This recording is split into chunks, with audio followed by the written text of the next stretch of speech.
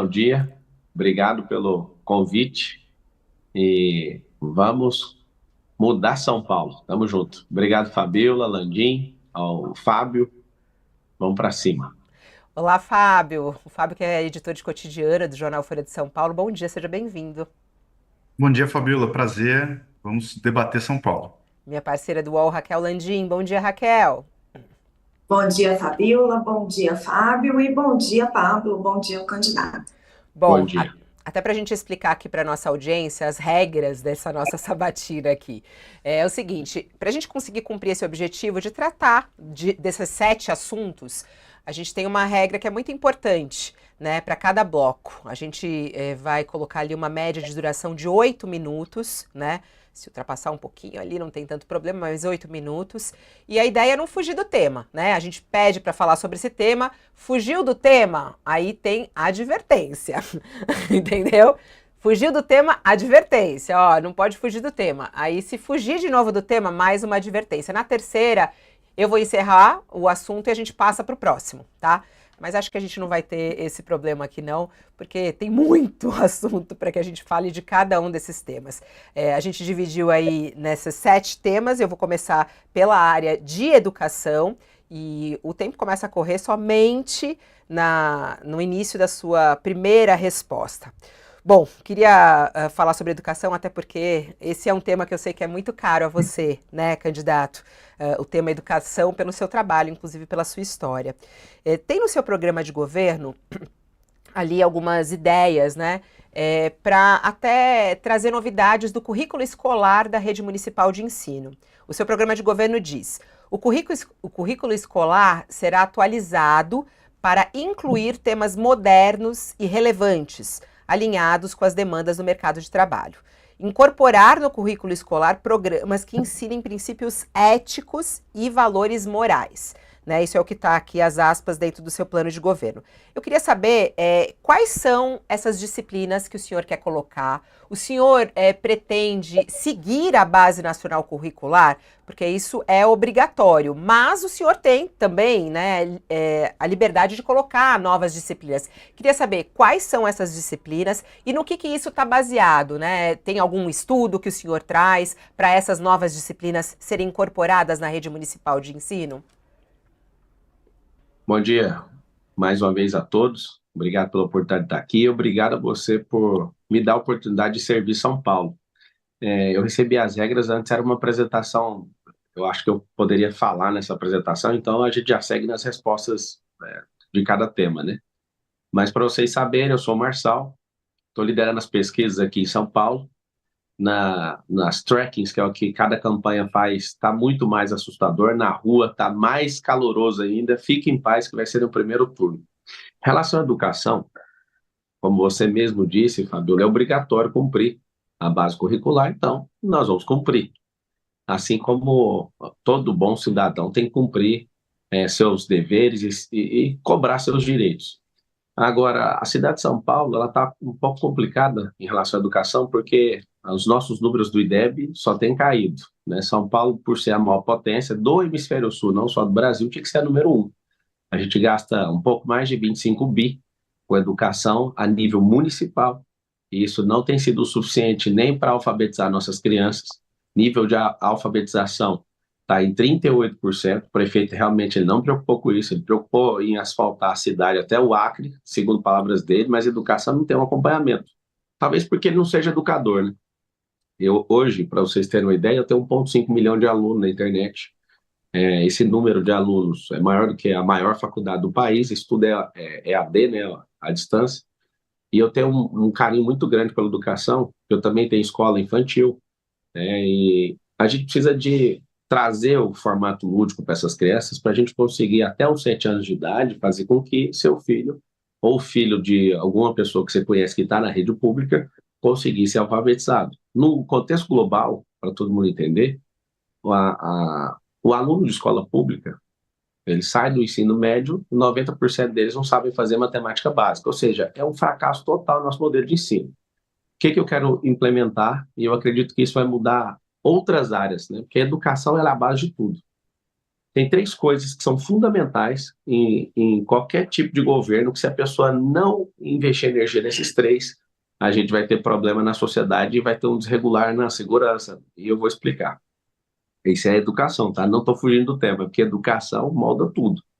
Eu, Educação, esporte e empregabilidade. Emprego, por exemplo, diminui a criminalidade. Quanto maior a oferta de emprego, quanto maior a qualificação desses empregos, menor vai ser o problema da nossa segurança, que é o problema número um hoje para a maioria dos paulistanos.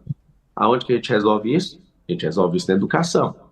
As Ô, pessoas têm que candidato, não, entender os três só para a níveis. gente não. Porque eu sei, o senhor está trazendo todo o conceito da educação, mas a gente tem várias perguntas sobre educação que até incluem coisas que o Vamos senhor está lá. falando. Em relação a essas Sim, disciplinas, o senhor tem claro quais são essas disciplinas? sim, a primeira, que é a que mais molda o comportamento humano, inteligência emocional, ou como é conhecido, socioemocional. De novo, isso vai impactar lá na segurança do país, vai impactar nas decisões que a pessoa toma ao invés de fazer uma besteira. Isso impacta em tudo. Então, isso tem que estar desde o início na escola pública. Segundo, empresarização. Nós nos tornaremos uma nação empreendedora a partir de São Paulo. São Paulo tem 2 milhões de CNPJs. O que é que a gente tem que fazer?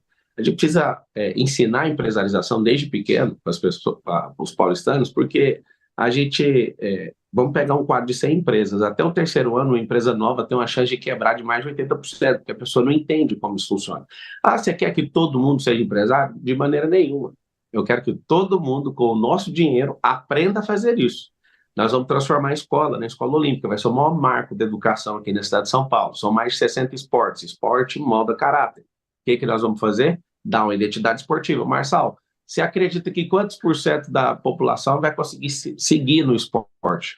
Eu imagino que nesses primeiros anos, de 30% a 50% das crianças vão se encontrar no esporte.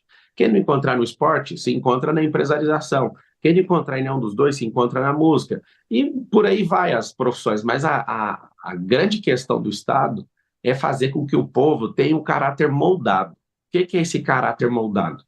O esporte, ele molda caráter por quê? Porque você aprende a competir, você aprende a respeitar. Por exemplo, a pessoa que aprende artes marciais na escola, essa pessoa ela não briga, ela já não faz parte mais daquele grupo de pessoas que brigam por qualquer coisa, porque ela ganha uma consciência que ela entra para lutar, e para lutar tem que ter um ringue, tem que ter um octógono, ela respeita o próximo, isso o esporte faz. Candidato, Ela come melhor, desculpa, pode falar. candidato, desculpa, eu quero puxar esse gancho seu aí.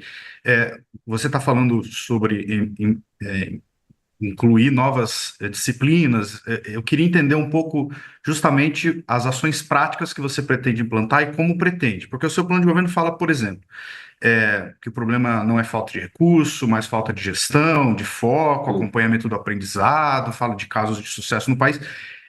Como o senhor citou agora há pouco, o problema do aprendizado na idade errada em São Paulo é grave. O que de prático o senhor planeja fazer logo nos primeiros meses de governo? O que o senhor vai fazer no começo? A primeira coisa que a gente tem que fazer é treinar os professores. Eu não conheço nenhum processo que vá mudar a mentalidade de alguém na ponta da criança se eu não conseguir entrar no coração dos professores. Eu não sou pedagogo, mas eu sou um professor. As pessoas insistem em me chamar de coach, eu não sou coach, mas eu dou aula. Eu sou mentor de muitos empresários, de muitos trabalhadores.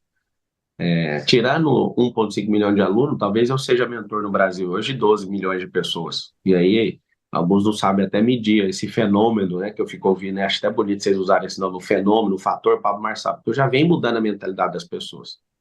Posso ser criticado, posso ser essa pessoa polêmica, estou sozinho nessa disputa, né? Estou só com o povo e com Deus, mas estava terminando até de responder a pergunta dela, socioemocional, empresarização, a questão de uma identidade esportiva, tecnologias e profissões do futuro. Nos próximos 15, 20 anos, Haddad, a gente vai perder umas 300 profissões para inteligência artificial, para algoritmo, e a nossa nação é uma nação que não migrou para a tecnologia. A gente é usuário de tecnologia. A gente não é criador de tecnologia e não vejo político, porque os políticos não entendem isso.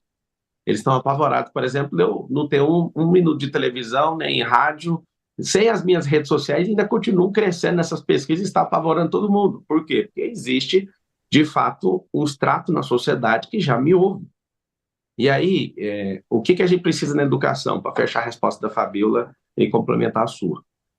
Se a gente ensinar profissões do futuro para um garoto da favela, esse garoto vai começar a sonhar desde pequeno fazer isso. Hoje tem 3 coisas que os meninos da favela querem fazer. Eles querem fazer jogador de futebol, aí se não tiver o talento, ele já desanima. Ele quer ser MC, por quê? Olha que interessante isso aqui, que todo mundo precisa saber. Ele quer ser MC, ele quer cantar, ou ele quer ser do crime. Isso eu falo no contexto, né, a maior parte das crianças. Tem gente que quer ser bombeiro, quer ser polícia. Só que essa são os 3 maiores, porque eu estou entrevistando as crianças e perguntando o sonho delas. Por que elas querem essas 3 coisas? Ou jogar futebol, ou ser MC, ou ir para o crime. Porque os 3 apontam para a prosperidade. E é um negócio assustador. Todo mundo quer prosperar. E o que a gente vai ensinar, que a esquerda pira e surta, é educação financeira. Como o próprio presidente Lula falou, num comício aqui em São Paulo, se a pessoa ganha mais de 4 mil por mês, ela tem uma renda superior a 4 mil, ela para de votar no PT. Então esse é meu sonho, ensinar educação financeira para as crianças desde pequeno. Quando você ensina educação financeira, a pessoa não fica dependente do Estado, ela não fica mais A, buscando metodo, a estabilidade. metodologia é sua mesmo, Pablo? Ou você está inspirado, ancorado em algo científico, com algum educador de peso ao seu lado? Ou é uma metodologia mesmo sua? Por exemplo, você trouxe aqui educação socioemocional, educação financeira, que é extremamente importante. Tudo isso é baseado realmente na sua metodologia ou é ancorado em alguma metodologia específica? Essa é a lógica, né? A base natural das coisas. Não precisa de falar que é minha ou de alguém que está querendo promover alguma coisa. Isso é lógica. Se a pessoa não sabe lidar com dinheiro, ela é escrava de um governo que é assistencialista. Se a Pablo, então, pessoa não aprende... Eu já aplico isso nas minhas escolas, se você quer essa resposta. Agora, os Estados Unidos, eu vou só responder isso lá de eu passo para você. Eu ainda nem falei o que eu quero fazer, que é a revolução da educação no Brasil. A gente vai ter que ensinar todo mundo a ser investidor. Tem 3 níveis. As pessoas têm que aprender um trabalho, depois elas têm que aprender a empreender e depois têm que aprender a investir. São 3 níveis. E eu finalizo contando isso para vocês. Na Europa, mais de 70% dos europeus investem. Mais de 70%. Olha tanto que é drástico e por que vai ter uma revolução da educação na cidade de São Paulo. E no Brasil, consequentemente. Funcionando aqui, o Brasil é obrigado a copiar. Nos Estados Unidos, mais de 50%. No Brasil, 3%. Aí vocês vão aprender a fazer web, porque 3% é uma vergonha. Nosso povo não foi preparado para investir, nem para empreender e nem para trabalhar. A gente tá no nível engatinhando, que o trabalho é o básico. Tinha que estar todo mundo trabalhando, quem tem capacidade laborativa. Só que não está. A gente tem mais de quase 3 mil cidades no Brasil, tem mais gente ganhando assistencialismo do que trabalhando, pra você ter uma noção. Nós estamos no modelo educacional fracassado, escolarizado, precisa de educação. você está trazendo conceitos nos quais você acredita. E eu queria perguntar das coisas práticas. Por exemplo, ensino integral. Você está dizendo que vai aumentar o ensino integral em São Paulo, que é uma demanda muito importante para a cidade, usando, vou até pegar o nome aqui, os centros para crianças e adolescentes. Os centros para crianças e adolescentes são para assistência social. Um trabalho importantíssimo, mas é para criança com problema, criança que precisa de um atendimento, e ali tem atividade lúdica, atividade cultural. É muito diferente de você colocar aquela criança 7 a 9 horas na sala de aula. Como que você vai fazer isso na prática? Como que você Escola vai... Olímpica. Escola Olímpica. Custa 7 a 9 horas na sala de aula. No seu plano de governo está dizendo que é através dos centros para crianças e adolescentes. Isso é mais um item. Social. Tá. Como que você vai fazer a escola em tempo integral? Vamos sair da teoria e entrar na prática. Vamos. Na prática, só vamos entrar no dia 1º de janeiro, que até agora é a teoria. Tem uma diferença, Raquel, de plano e projeto. Não, você precisa trazer também o seu... Não, é porque você está pedindo prática, mas a prática só vai acontecer em janeiro. A gente continua na teoria. Por que é teoria? Não, mas se você discordar, não vai mudar nada aqui. A prática é lá. A gente tem... É o eleitor que está pedindo para você trazer... Então, tá bom. E eu estou já respondendo. Se você puder deixar eu responder, está tão elegante a entrevista, eu sigo respondendo. Claro. Vamos lá. Existe plano, que aponta para o rumo, e existe projeto. No dia 6, às 20 horas e 30 minutos, eu já vou começar a rodar os projetos. Plano é uma coisa. Isso aí é um norte, para onde nós estamos indo. Depois nós vamos para os projetos técnicos. Depois nós vamos para a prática. Para você que é paulistano e entende o que a gente precisa colocar essa escola em tempo integral, porque você trabalha, seu filho fica jogado com alguém. Então, quando eu falei que eu vou transformar a escola na escola olímpica, além do que você falou, Raquel, a gente vai ter pessoas, vamos ter as crianças treinando, a gente vai descobrir a vocação esportiva de alguém, sabe para quê? Para cuidar da saúde dela, da saúde mental, da saúde física. Um centro olímpico custa R$ 1,5 milhão. Você tem uma noção? Nós queremos fazer em todas as escolas. Não vai fazer isso no primeiro ano, no segundo, isso é progressivo, vai ser uma instituição, uma institucionalização de política pública para que as crianças estudem num período, na outra elas vão treinar. Nós vamos levar isso a chegar a um ponto de as crianças que forem para competições terem bolsas para rendimento, para crescerem nisso. A gente vai dedicar nisso. Não é para ocupar lugares apenas que já existem. A gente tem isso hoje, a gente quer ampliar, mas a grande verdade é que essa escola em período integral, ela é baseada naquilo que é o esporte. E tem mais de 60 modalidades, nós vamos descobrir a vocação que o seu filho tem para a gente ocupar a mente dele. Presta bem atenção o que eu tenho ouvido quando eu vou nas favelas. Por favor, o número 1, tá? Eu gosto de perguntar, Landim, para as mães, o que você faria se você fosse prefeita? Todas, é um negócio incrível. Todas não, 9, cada 10 que eu fiz essa pergunta, elas falam assim, cuida das crianças. E aqui eu quero deixar claro para todos vocês que eu fiz uma aliança com 2 crianças. Esse relógio que eu carrego aqui é do Theo, lá do Jardim Rosana, no Campo Limpo. E essa pulseira aqui, ó, é da Clarice. O Theo tem 8 e a Clarice tem 12. O do candidato. Theo, quando ele me deu... Deixa eu só terminar a resposta. Sim. Para mostrar que eu tenho uma aliança com o povo e que esse relógio é um tempo novo para as crianças e para os mais pobres. E eu me propus a andar com esse relógio para marcar esse novo tempo na cidade de São Paulo. Então nós vamos, além de ocupar e trazer recreação para o seu filho, a gente vai fazer seu filho ser um atleta de alto rendimento. Por quê? Para ele te dar orgulho, para ele honrar a senhora e o senhor, que é pai dele. Na maioria dos casos é sua mãe que responde, porque a maioria dos lares nas favelas são liderados por mulheres. Eu sinto essa dor. A minha mãe, por alguns anos, nos criou dessa forma. Ô, Pablo, é muito interessante o que você falou agora, né, de cuidar das crianças, né? Nós somos pais, você tem 4 filhos, né? Eu tenho uma filha, a gente sabe o quanto isso é importante. Tem um assunto que as pessoas falam que é polêmico e tudo mais, e que é difícil, né? Já que a gente está falando sobre novo conteúdo e o foco das escolas, educação sexual nas escolas. Né? A gente tem aí o uso da internet de uma maneira descontrolada, tem até um movimento em São Paulo, Desconecta e tudo mais, as crianças na internet. Me chamou a atenção até uma fala sua no Flow, que eu falei assim, nossa, eu fiquei bem impressionada, né, que você falou, nossa, Igor, eu fiquei preso, tuas aspas, né, fiquei preso por 20 anos na pornografia, desde os 5 anos de idade, fiquei impressionada com essa idade, 5 anos de idade. Bom, a gente sabe sobre o risco disso para as crianças, né? Crianças pequenas que às vezes não têm acesso, não têm um cuidado maior.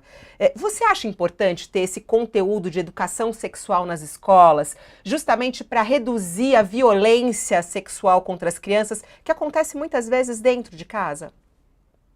Você tem a noção, quando eu tinha 5 anos, não tinha essa internet, desse jeito que era só apertar e ver qualquer coisa aí, né? Eu acho muita gente a se libertar de pornografia. Eu fiquei 20 anos preso nisso. E na escola, a gente não pode falar nada de erotização. Ali não é um ambiente para isso. A matéria vai chamar, e deve se chamar, segurança sexual. Para a criança não confiar em ninguém em relação à sexualidade dela. Para os pais também terem orientação, porque tem famílias que não têm orientação. Sempre perguntar para o filho se ele está tendo um comportamento estranho. É uma das coisas que mais preservam a família, Fabiola. E, inclusive, a gente quer instruir os pais em relação a isso, porque não existe educação sem instrução para os pais. Na escola que meus filhos estudam, que inclusive é minha, os homens, nós estamos lendo um livro chamado Criando Meninos, do James Dobson. Então, os pais, eles estão lendo e estão sendo transformados. Porque mostra que o maior cuidado que a gente tem que ter na sociedade é com os meninos. Olha que coisa interessante. As meninas são mais delicadas, mas são os meninos que têm a maior quantidade de morte precoce, delinquência, suicídio. A maior parte é eles que vão para a cadeia. Então, o regulador da sociedade é o pai, dá muita atenção para o homem, porque o homem ele é alguém desgovernado. A sociedade está nessa decadência por causa do homem. Respondendo a sua pergunta, deve-se falar sobre segurança sexual e não erotização. Porque quando você coloca, só um pouquinho, quando você entra com um assunto e não põe limite nesse assunto, Aí vem um militante, seja de qualquer ala, não estou falando do que ele é, e se ele é uma pessoa que não respeita esses limites, ele vai começar a falar e levantar a bandeira dele, o pensamento dele.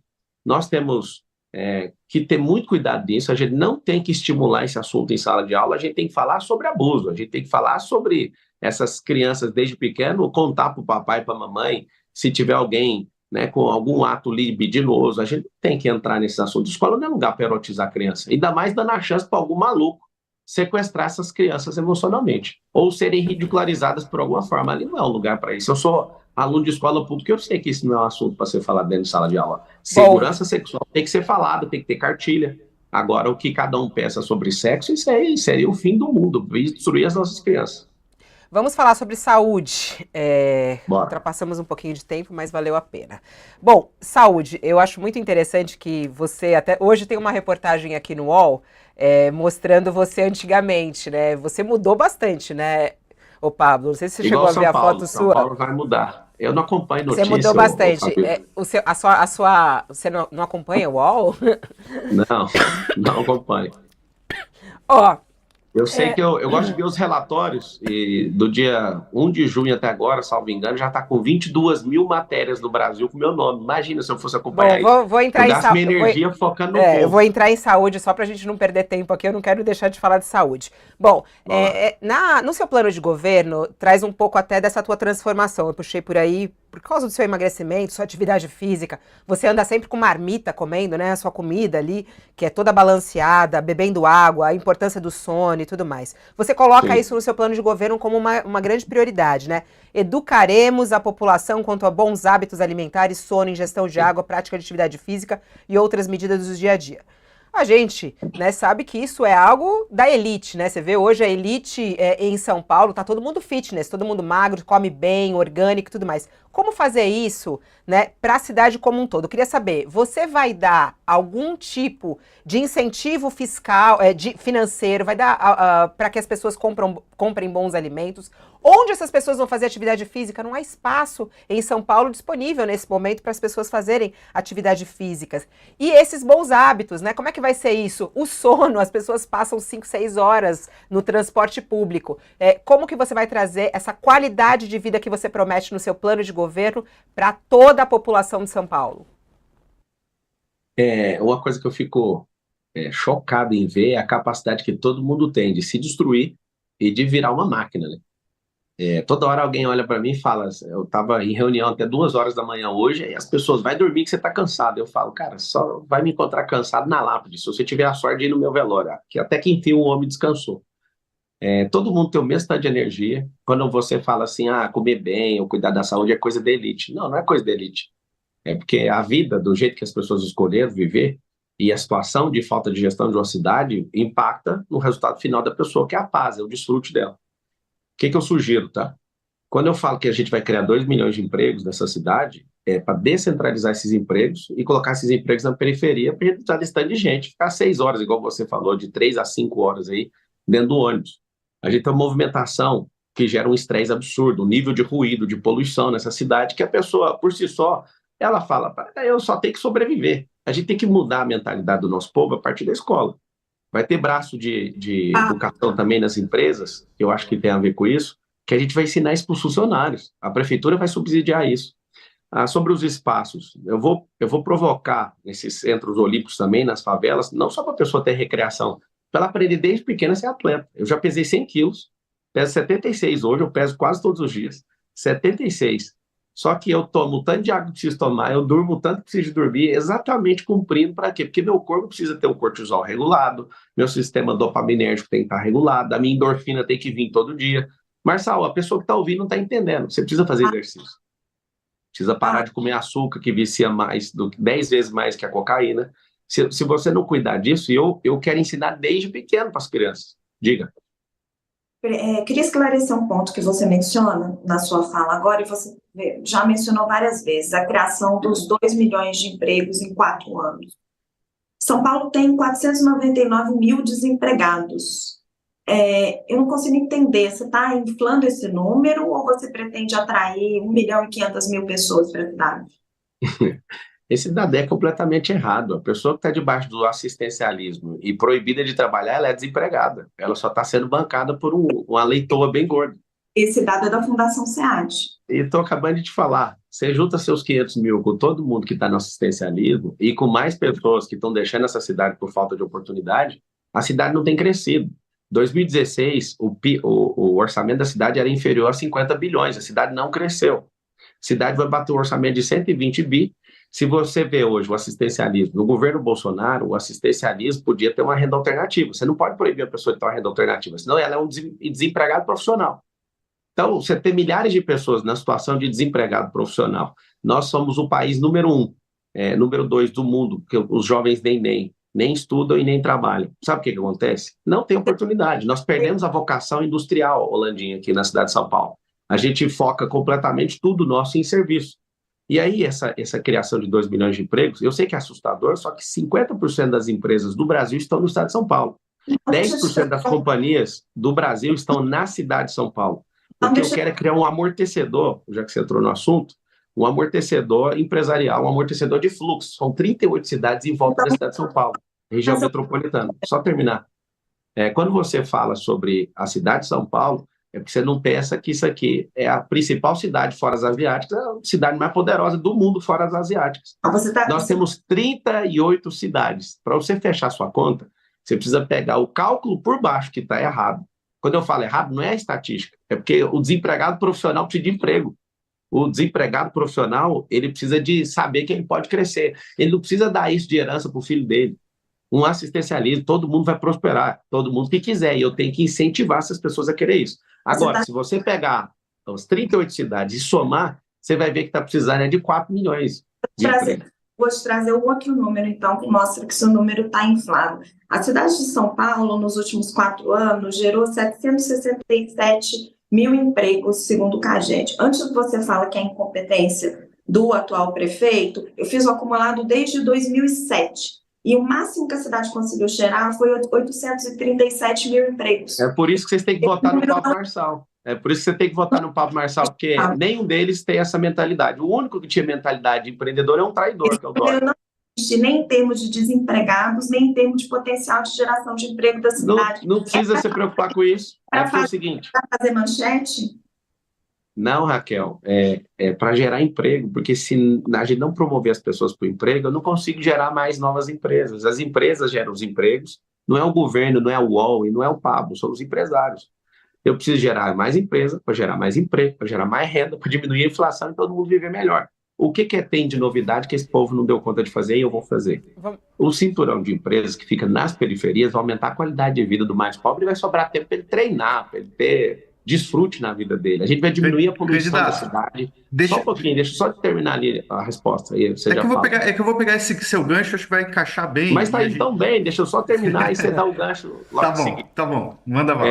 Quando a gente descentraliza isso, a gente não só está atraindo mais oportunidade e mais arrecadação sem arrancar nada de imposto de ninguém.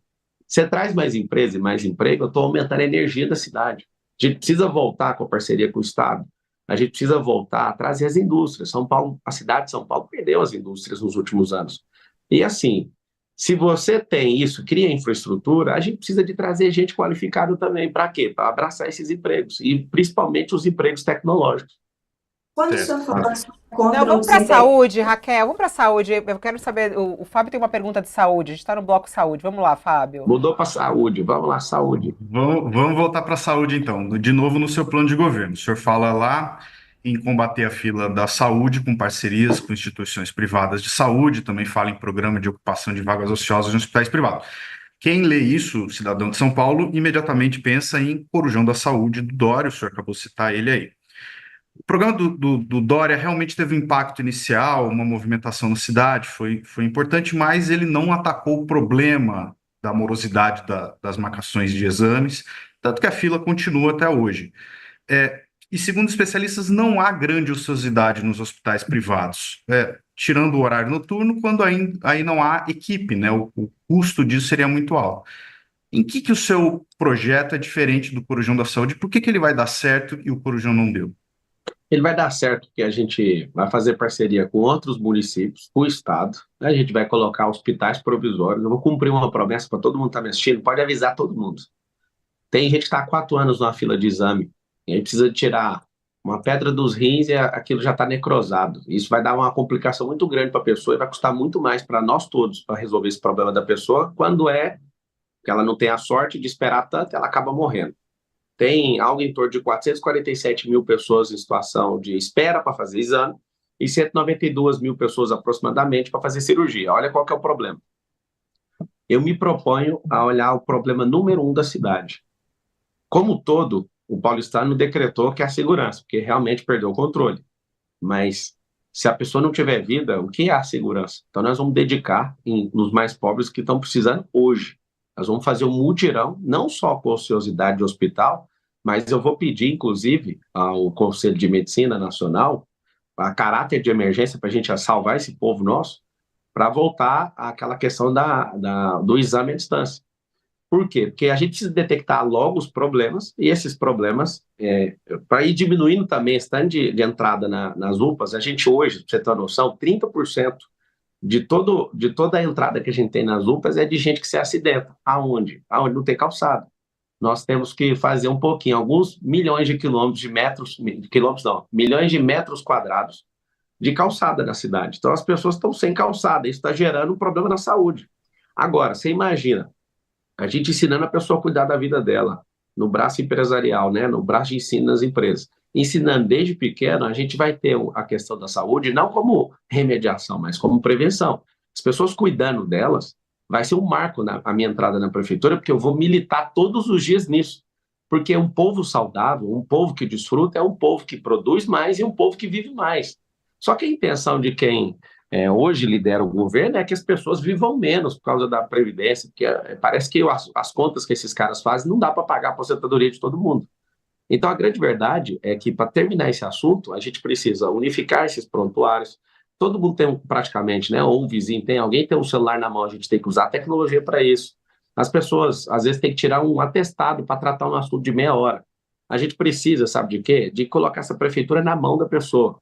Então, a gente vai criar, assim, mutirões para zerar isso. Eu fiz uma promessa, isso é uma promessa que eu estou dormindo com ela todo dia e eu vou cumprir. Zerar as filas de exame em 18 semanas. Isso é muita coisa. E vai vir um problema gigantesco, que eu já medi com a equipe de saúde. Vai vir muito mais cirurgias para serem feitas. E é aí que vai entrar. Vou entrar com parceria público-privada, que é essa que você falou. O Dória, já que você tocou no nome dele, ele fez um governo de 6 meses, depois empolgou e foi embora para o governo e largou a prefeitura. Ele ficou 1 ano e 90 dias e as coisas que ele acabou testando e funcionando foi tudo por água abaixo. O que a gente precisa fazer? Não é um trabalho de uma cidade, porque também, eu estava no Hospital da Criança e do Adolescente, o que eu vi de pessoas de outros estados e de outras nações ali, São Paulo é uma referência. Então, a gente precisa de energia de todo mundo, nós vamos pedir ajuda para todo mundo para tratar casos específicos. Agora, uma coisa que vai resolver, vai desafogar os hospitais públicos. A Prefeitura de São Paulo tem 41 mil imóveis. Isso é uma baderna, questão de gestão, desculpa A gente falar, vai, mas é uma questão... Pablo, a gente vai falar Não, sobre mas isso só em explicar a habitação. última coisa de saúde. Não, mas esse assunto aqui eu prefiro falar menos habitação para o povo entender qual que é a solução da saúde. Precisamos pegar imóveis que não têm destinação nenhuma para fazer casas de apoio para desafogar os hospitais. Isso eu conversei com doutoras ali no Hospital da Criança e do Adolescente. Se a gente tiver essas casas de apoio, a gente desocupa os leitos. A gente está com ocupação de leito e pessoas ficam meses ali porque elas não têm para onde ir. Eu vi bolivianos ali, eu vi venezuelanos ali, e a gente trata como se fosse paulistano. Por quê? Porque a gente aqui de São Paulo acolhe todo mundo. Só que tem como a gente pegar esses imóveis da prefeitura e começar a permutar isso e colocar isso próximo dos hospitais. Para quê? Para desafogar os leitos. Coisa mais inteligente para resolver o problema de hospital é criar casa de apoio e trazer a iniciativa privada para ajudar nisso e criar movimentos para desafogar, porque elas já foram operadas e precisa desocupar o leito. Vamos entrar num assunto segurança pública, que é o que os paulistanos mais temem, inclusive, né, na nossa cidade. Raquel, começa aí. Segurança pública. Um dos suas principais propostas para a segurança pública é triplicar o efetivo da Guarda Civil Municipal. Você tem ideia de quanto custa isso? Tem, 100 milhões de reais. Só que isso precisa ser ao longo dos anos. Olha, não é o cálculo que é o cálculo oficial. A folha anual hoje da Guarda Civil Metropolitana custa 700 milhões de reais. Para triplicar essa folha vai chegar a 2 bilhões e 100 milhões de reais. É 1 bilhão e 400 milhões de reais a mais.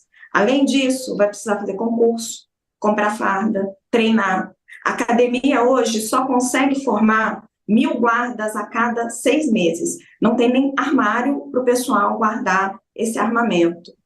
É praticamente impraticável em 4 anos. Como é que você vai fazer isso? Não vai fazer em 4 anos. O problema é que todo mundo quer fazer alguma coisa em 4 anos, vai embora e o outro larga. Isso é uma política institucional. A cidade de São Paulo, ela pode chegar até 24 mil. Eu propus 21 mil. A cidade do Rio de Janeiro, que é super violenta, tem mais guardas municipais per capita do que São Paulo. O progresso desse valor que você falou está correto a sua conta, só que a gente vai começar com esses 100 milhões de reais, que é o que o orçamento aguenta. Se não houver economia, se a gente não tirar o dinheiro da onde a gente precisa tirar, não tem como chegar nisso.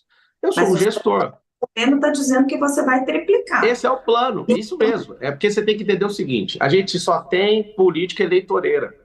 Nós precisamos de colocar a cidade no rumo para isso aqui virar a capital do mundo. Não dá para resolver nem o plano de governo nem de 4 anos. O plano é um rumo. É que não Você pode precisa de enganar o rumar para um eleitor, lugar. né, Pablo? Porque quando você fala isso, é muito interessante isso que a Raquel está perguntando, porque quando fala assim, vamos triplicar a Guarda Civil, aí o pessoal está achando que vai acontecer isso agora. Eu acho que esses Não, cálculos mas da é Raquel simples. são muito Todo mundo que me importantes. pergunta igual vocês estão falando, eu sempre respondo. Isso não funciona agora. Você já mostrou a capacidade de treino, você já mostrou a capacidade de caixa. É assim, gente, é igual você que está assistindo. Você ganha 4 mil, 5 mil por mês. Um dia você vai comprar sua casa. Hoje você não dá conta, mas seu projeto é esse. Você precisa começar e não desistir. O que todo mundo tem que entender, só um pouquinho, que eu estou respondendo, por favor. O que todo mundo tem que entender é que a gente não tem uma política institucional para o crescimento da cidade, que a gente tem a campanha eleitoreira. A cidade precisa chegar nesse número. É isso que eu estou mostrando no plano.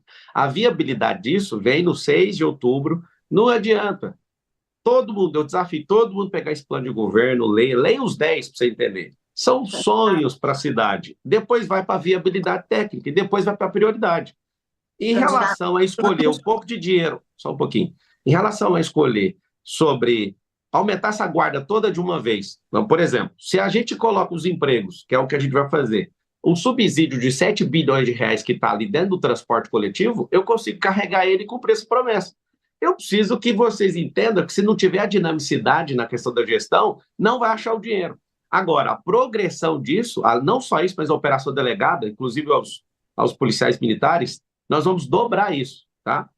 Por quê? Porque a operação tem dado certo e nós vamos aumentar o valor. Por quê? Porque a segurança é o item número 1. Agora, só para terminar a resposta.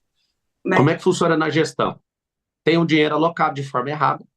Se a gente continuar, inclusive, tem gente querendo subir para 10 bilhões o subsídio de transporte, a gente vai criar esses empregos aí, vai diminuir o subsídio do transporte, isso não vai impactar as pessoas, porque vai diminuir a demanda de transporte. Aí eu vou carregar esse dinheiro para lá. Aonde que está a inteligência? Não é num papelzinho que você está lendo e falando assim, tem que cumprir isso aqui. Não é questão de cumprir, é questão de dinamicidade na gestão. Eu tiro o recurso de um lugar, isso funcionando, nós vamos zerar as filas daqui. Isso é periódico. Então, eu preciso primeiro atacar o problema de salvar as pessoas, depois o problema de emprego, e depois chegar na segurança. E a lógica é essa. Quando eu te respondi 100 milhões, esses 100 milhões é o que hoje dá para fazer, de onerar a folha, onerar o orçamento da prefeitura. Agora, na dinamicidade da gestão, vou diminuir esse subsídio ali e aplicar aqui. Isso com a criação de emprego, porque não é tirar o que a população já tem hoje. Candidato, então vamos lá, porque plano de governo não são sonhos. Plano de governo são propostas que o senhor faz ao cidadão e o senhor vai ser cobrado por ela daqui 4 anos. Para triplicar o efetivo, o senhor gastaria 1 bilhão e 400 milhões de reais. O senhor já te falei de onde que dá para tirar esse dinheiro. Só um minutinho. O senhor está dizendo agora que o senhor só pode gastar 100 milhões de reais. Então, vamos rever o seu plano de governo e mostrar para a população de São Paulo. Com 100 milhões de reais, quantos guardas civil metropolitanos a mais o senhor vai colocar na Guarda Civil? Já está na conta os que vão ser chamados e dobrar a quantidade de pessoas que já estão, que foram aprovadas em processo seletivo. para trazer mais 14 mil, o senhor vai gastar 1 bilhão e 400. Então, se o senhor só tem 100 milhões, quantos mil o senhor vai trazer? A sua proposta é bem mais modesta. É o seguinte, ó, Raquel, essa questão de trazer esses guardas, isso vai ser progressivo, porque quanto mais emprego eu tiver, a segurança também vai precisar de menos gente. O que eu quero que você entenda é que vocês, eu acho interessante o que vocês estão fazendo, porque a realidade da cidade vai mudar. O tráfego, a mobilidade vai chegar na hora aí, ela vai mudar. Não é um negócio que você fala agora, é por isso que eu estou te falando, um plano de governo ele é um rumo. Nós estamos indo para um rumo, aí vamos para os projetos técnicos e vai ter que priorizar. Igual a pessoa que está assistindo precisa de lidar com o orçamento da casa dela. Ela marcou uma viagem, a família vai viajar. O orçamento não deu, vai ter que deixar isso para depois. A gente vai estabelecer as prioridades. A prioridade número 1 é gente. Prioridade número 1. Com tecnologia, com a análise preditiva e com anticrime, sabe o que vai acontecer? Talvez essa demanda diminua. E o povo vai falar, isso é inteligente. Parabéns. Por quê? Porque caiu a criminalidade. Exposição de emprego, tecnologia na criminalidade, o anticrime, talvez isso vai ter que ser revisto. Eu não tenho vergonha de falar nada disso. Não tem problema nenhum. Ah, você prometeu. Eu estou prometendo e mostrando a realidade. Isso depende de caixa. A gente tem dinheiro? Tem dinheiro. Tem que priorizar isso. Eu já expliquei de onde que pode tirar o dinheiro para fazer isso.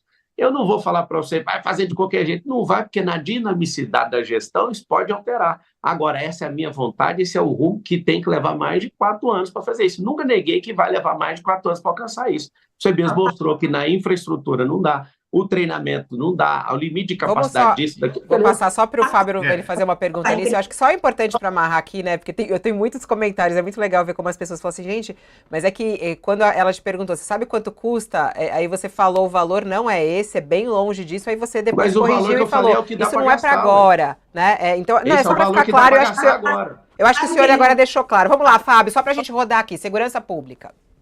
Vamos aproveitar de novo um gancho que você deu aí sobre tecnologia. O uso de tecnologia na segurança pública é um ponto que você bate bastante no seu plano de governo, e eu queria falar um pouquinho de câmeras, né? A ideia de um sistema de monitoramento amplo na cidade.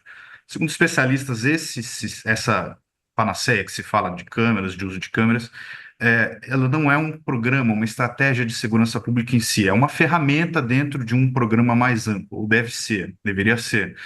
Um dos efeitos que se estuda sobre o uso de câmeras em segurança pública é a movimentação da mancha criminal. No português, claro, o bandido sai de um lugar e passa a roubar em outro onde não tem câmera. Você não resolve o problema da segurança pública. O senhor tem um plano de segurança pública robusto, que envolva câmeras, envolva o uso de tecnologia, que o senhor possa explicar objetivamente para o eleitor de São Paulo nesse momento? Sim, nós temos 96 distritos, o distrito de Pinheiros, que é o que eu estou aqui agora, é o mais violento, onde tem mais registro de violência, né, de roubo, de furto. Vai começar por ele, e aí você está certinho. Quando você tem uma mancha no lugar, as pessoas vão roubar em outros lugares. A gente vai multiplicar isso até o último distrito dessa cidade. Se não arrumar um emprego, que o bandido ou vai ter emprego e vai deixar de ser bandido nessa cidade, ou então vai ter que roubar em outra cidade. Se está correto, é isso mesmo. Mas a ideia, então, para entender, é ficar espalhando câmeras e sistema de monitoramento pela cidade? Não é espalhando câmeras, não. Londres espalhou câmeras e lá tem centenas de milhares e a criminalidade é alta do mesmo jeito, porque a câmera inteligente é para usar depois do crime para ver como é que foi o crime. Por isso que eu chamo o anticrime e tem um pré-crime com análise preditiva, é justamente para isso. Para fazer o quê? Para inibir. E as pessoas saberem que estão sendo vigiadas e vai dar uma paz e todo mundo andar com o celular na mão. Cada 3 pessoas em São Paulo já perdeu seu celular, para você ter uma noção. Então tá um caos esse negócio. Agora, todo mundo sabendo que está sendo vigiado, inclusive, por que vai começar pelo distrito de Pinheiros? Porque é o mais perigoso. Você falou a leitura correta, eles vão esparramar, e aí, esparramando, você vai colocando em todos os outros distritos. O que é o grande erro? Todo mundo quer fazer grandes projetos, assinar contratos multibilionários sem testar, e o povo vê. Então, a gente precisa testar no lugar, as pessoas sentirem o conforto do que é essa análise e esse pré-crime. Eu não quero encarcerar as pessoas, eu quero que as pessoas saibam que roubar da cidade de São Paulo vai ser um negócio praticamente impossível ao longo dos anos. E aí, quando a pessoa vê isso, ela fala, vamos ter que ou arrumar um emprego, que é a proposta de geração de emprego, que é isso que diminui a criminalidade, mais do que as câmeras, tá? A proposta mais inteligente da cidade é a geração de emprego. Ô, Marçal, nessa linha de tecnologia, você falou numa entrevista, só para a gente amarrar, o tempo já até esgotou, mas isso, nossa, me causou tanta curiosidade. Na tua entrevista da Nova Brasil, você falou sobre drones, né? Os drones equipados com alto-falante, visão infravermelha para reforçar a segurança. Fiquei procurando no teu plano de governo porque eu estava curiosa, não achei. Desistiu disso? Não vai dar certo? É muito caro? O Se que eu que colocar aconteceu? tudo que eu quero, se eu colocar tudo que eu quero no plano de governo, vai dar 10.000 páginas. Tem que colocar isso aí, como eu disse, é um plano que é um rumo, depois vai para os projetos técnicos e vamos para os testes. E interessante falar disso, que todo teste a gente não vai gastar R$ 1 de dinheiro público. Nós vamos fazer iniciativa privada mostrar e as pessoas vão olhar e vão falar, isso aí está aprovado. Tem muita coisa, Fabiola, que a gente, inclusive, vai desenrolar depois que ganhar. E a dinamicidade da gestão é isso, é você ver a necessidade, não ter orgulho, né, de falar, nossa, isso aqui tem que ser feito. E se for uma inviabilidade, tiver inviabilidade técnica, eu quero que todo paulistano saiba. Se não tiver viabilidade técnica, não der para fazer, eu não sou idiota e nem ignorante de falar, precisava, não vou falar para as pessoas. A questão técnica não foi viabilizada. Então, assim, é igual a questão lá da Vamos. guarda que a gente estava falando, só um pouquinho.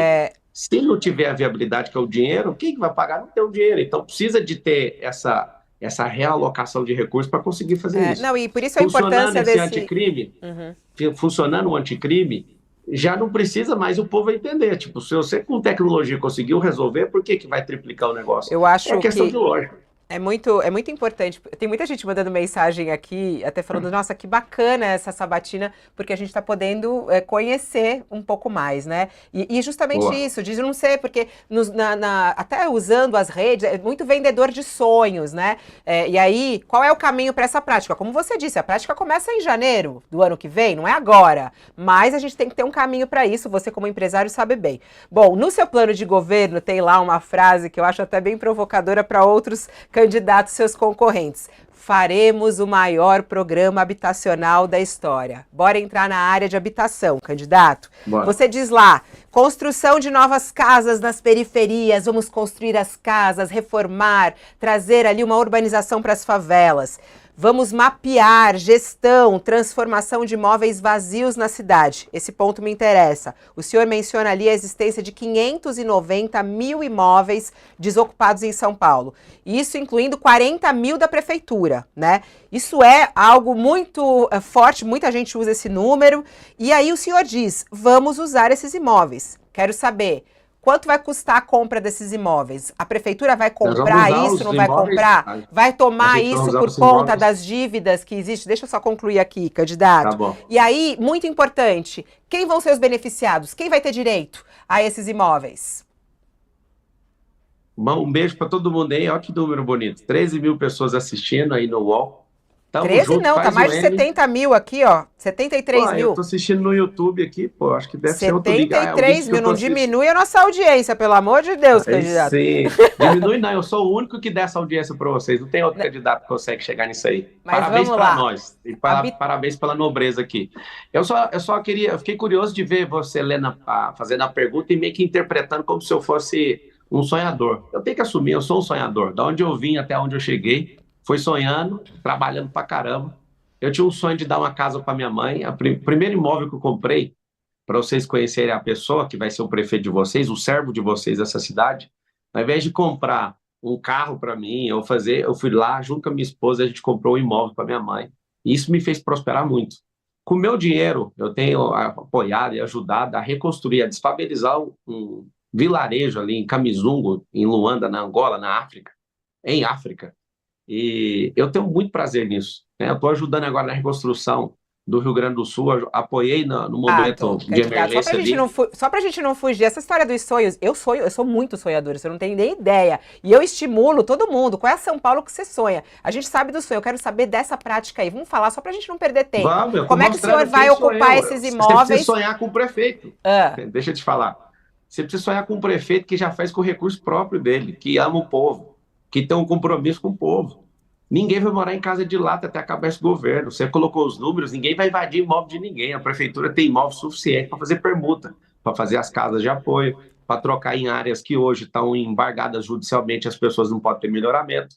Tem pessoas hoje com uma situação de invasão que acreditam nesse tipo de conversa, só que não vai ganhar isso na justiça. Então a gente precisa ter sensibilidade e ajudar essas pessoas trocando essas áreas. Nós faremos o maior programa habitacional que o Brasil já viu. Vou explicar por quê. Tem um político chamado Iris Rezende, que já faleceu, que ele entrou o Guinness, na época dele, eu não sei se alguém bateu esse recorde, que ele construiu um único dia, numa vila chamada Mutirão. O nome da vila é O Que Nós Vamos Fazer. Ele construiu 1.000 casas num dia. A gente vai repetir esse recorde dele vários dias. Como? É um triângulo habitacional. Nós vamos desenrolar as áreas. As pessoas que hoje estão sem trabalho vão ajudar na construção disso. Os empresários vão entrar com doação nisso e nós vamos dar um cheque moradia. Esse cheque moradia, você tem que comprar material de construção ali na sua quebrada, para movimentar, porque a quebrada hoje é a ausência do Estado. Nós precisamos fazer isso. Só que por trás disso tem a liberação fundiária, por trás disso precisa de ter investimento público e investimento privado. Então, fique em paz. Eu estou falando como prefeito dessa cidade, servo de vocês. Como é que vai ser a lista? Como é que vai ser a lista, por exemplo? Quem é que vai poder ocupar esses imóveis? Quanto tempo para poder oferecer essas moradias? Porque é a mesma coisa que a gente estava falando aqui. Isso também é um prazo de... A primeira coisa que a gente precisa fazer, a maior parte do recurso, para você entender, vai vir do setor privado. É um triângulo habitacional o nome disso. Nós vamos Não é perigoso se aliar às construtoras, candidato, quando a gente fala aí? Se elas ajudarem as pessoas, eu quero correr todo o perigo que for para tirar as pessoas da situação de miserabilidade. Tem gente que bateu lá em cima de esgoto. Tem gente que eu lembro de uma senhora lá na favela do Beira Rio falando para mim, essa casa aqui parece o IML, do tanto que é frio. Eu acordo no frio, fico pensando, esse frio aqui não é nada perto daquela senhora. O que ela está passando? Eu fiz uma promessa para algumas favelas que eu fui, eu vi o estado de miserabilidade, eu falei, se vocês não fizerem eu prefeito, fique em paz. Você que eu estou prometendo, você vai sair dessa vida aí, eu vou te ajudar, eu vou tirar vocês. Mas, candidato, ajuda a explicar melhor. Então, a iniciativa privada vai construir as casas, os prédios, a prefeitura vai... É o povo, não. A prefeitura vai Esse é um outro programa que o senhor falou lá do mutirão, né? Isso, mutirão. Agora, o primeiro que o senhor fala no plano... O cheque moradia... É porque tá Espera um pouquinho, Pablo, vamos colocar. O seu plano de governo, ele tem vários pontos falando sobre a questão da moradia. Só para deixar claro para nossa audiência, porque eles estão aprendendo junto com a gente. A gente teve todo esse trabalho de estudar, consultamos vários especialistas, assim. A gente quer realmente saber, Pablo, porque eu não falei, essa coisa de criar o maior programa habitacional, isso é muito importante, óbvio que é. Então, assim, o senhor coloca lá, que vai ocupar esses imóveis que estão ociosos, mas aí quem vão ser os beneficiados? Né? Isso vai durar quanto tempo? Vai ter custo de quanto? É o programa institucional, já estou respondendo. Isso vai perdurar porque vai virar uma política pública em São Paulo. A gente não vai viver nessa miséria. Nós somos o povo mais rico desse país, não faz sentido. 3,5 milhões de pessoas viveram na situação de miserabilidade. As pessoas vêm servir a gente nos nossos palácios aqui do Jardim Europa, pergunta para todo mundo, um trabalha no Capão Redondo, outro mora em São Mateus, outro mora na Vila União, na Zona Leste. Eles falam, poxa, mano, por que esses caras eles passam o dia nos castelos dos poderosos e aqui está alguém que está na extrema riqueza, mas já teve na extrema pobreza? Mas, candidato, deixa eu te pedir objetivamente só sobre o cheque moradia que você citou várias vezes. Sim. Qual vai ser a faixa de corte para receber? Quanto a prefeitura vai investir nisso? Qual o valor total? E se isso não tem o risco de deixar as famílias pobres mais endividadas? Elas vão ter que devolver esse dinheiro, não? Não, claro que não. O que a gente tem que fazer é converter energia para as pessoas ter paz. De novo, se você põe um gestor numa máquina pública que não quer um Estado grande nem pequeno, quer um Estado eficiente, e ele dá conta de fazer isso, alguém que já fez conta para comprar algo, por exemplo, quando eu casei com a minha esposa, a gente, numa ligação, teve que decidir se ia comprar uma TV de plasma ou um home theater. Em 17 vezes no cartão Carrefour, eu já passei por isso. O que a gente vai fazer? As famílias mais pobres, que têm renda inferior a R$2.000 por mês, essa é a renda familiar. E é muita gente desse jeito. Essa pessoa vai receber um cheque para reformar essa casa. Só que para reformar essa casa, primeiro eu tenho que fazer a liberação fundiária, que é liberar a escritura. A dor hoje na quebrada é que as pessoas têm que receber a correspondência lá na entrada. Não tem logrador público, não tem endereço para receber isso. Se eu não tiver isso, não dá para construir uma casa num lugar que não tem liberação. Então, a gente primeiro vai fazer um mutirão da liberação fundiária, dando escritura para esse povo. Você precisa ter escritura do imóvel, senão a gente não pode, o Estado é impedido de fazer melhoramento com dinheiro público se tiver conflito na área, não pode. Eu fui na favela Panorama, e aí eu perguntei para eles, quantos vocês estão aqui? 80. Você não vê melhoramento público, quase nenhum ali. Eu fui em Travinhas, no Alto Paraisópolis, 30 anos, dentro do esgoto, sem melhoramento público. Por quê? Porque são áreas que precisam de regularização. Primeiro passo, precisamos regularizar as áreas. Vocês podem contar comigo.